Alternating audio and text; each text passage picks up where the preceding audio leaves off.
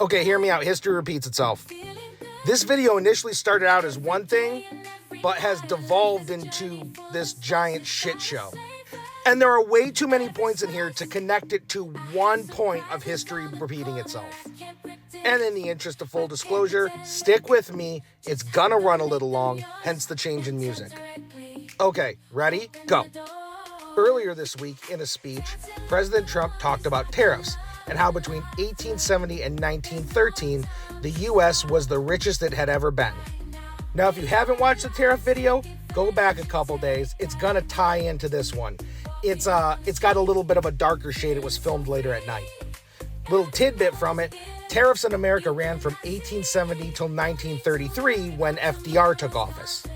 So where the hell does the 1913 come from? And what happened in 1913 that changed America's status? Well, in 1912, the Titanic sank. You see, up until 1913, there was no central bank. There was no Federal Reserve. Well, there was a quasi-Federal Reserve. And that's because in 1907, there was a run on the banks. It happened in mid-October, and it was triggered by the attempt to manipulate the United Copper Company's stock. That didn't happen, which led to a run on the banks, which turned into the Panic of 1907. How does this fit into a quasi-Federal Reserve?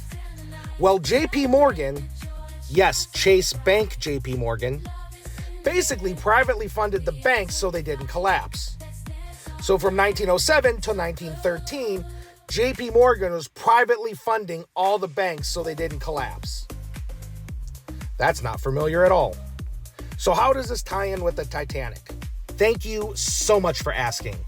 You see, just like now, back then there was opposition to create the Federal Reserve.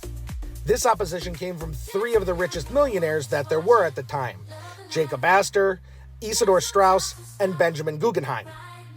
All three of which died on April 14th, 1912, when the Titanic sank. Yeah, they all died at the same time on an unsinkable ship.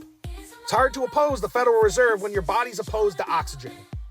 Now, because the opposition literally died, on December 23rd, 1913, President Woodrow Wilson signed the Federal Reserve Act, officially creating the United States' central bank in the Federal Reserve.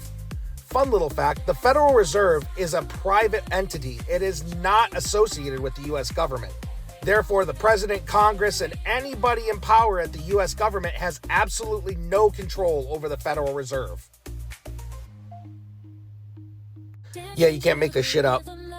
You see, Astor, Guggenheim, and Straus were concerned that the creation of a central bank would give the government too much control over people's money. Yeah, that never happened. Now, there are a ton of conspiracy theories surrounding this, but going down that path is kind of like putting your balls in a bear trap. It's just not going to end well for everybody involved, including the bear trap.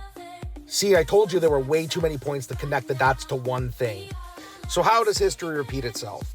See, President Trump wants to take us back to the way it was from 1870 to 1913 by levying tariffs and making the government make more money. More money means less taxes. Less taxes means more money in people's pocket. More money in people's pocket means the economy is stimulated. I don't know about you, but if I magically got an influx of money like that, I'm going to be taking my family on a vacation and buying some of the shit that I'm putting off because I can't afford it. However, just like back then, there are people that oppose that. And those same people created the economy that we're in by manipulating stocks and changing things, which created the rampant inflation that we have today. So naturally, this group wants to continue to use good old-fashioned American tax dollars to control things the way they have in the past. They don't want tariffs. That would be bad.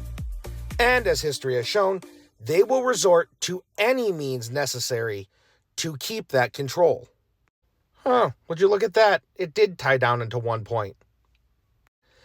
And with that being said, history repeats itself. Be nice, be kind, be patient.